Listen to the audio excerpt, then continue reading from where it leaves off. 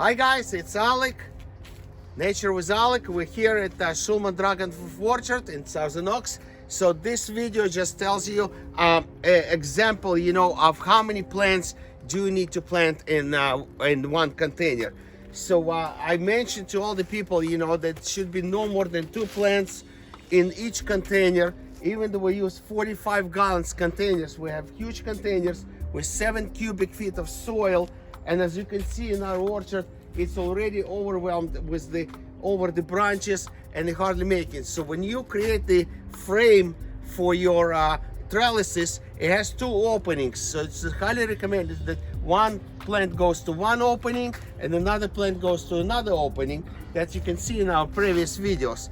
So and that's the best, for balance, best for identifying your plants if it's different varieties.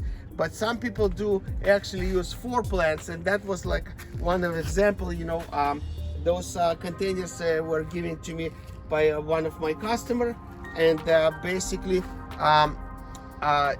just was limited space, so was 4 cuttings planted in one variety in one container. So that was the Laverne variety was planted on one side. This is half a barrel container, which used the concrete block at the bottom, and we're planting 4 plants on each side. So you can see the Laverne red has a big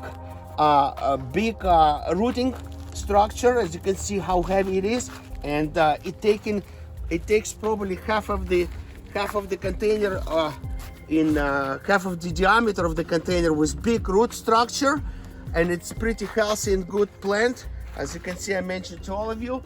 And take a look what happened with the other plants. Okay, so we're pulling out. So look at the root structure of other plants. So very small, because it's the limited capacity in a container, and they don't have enough soil. And we pull them out. We're going to be replacing. They're struggling. They're just getting yellow at the top, but there is a big fight in the small containers, big fight for the space, big fight for the nutrients.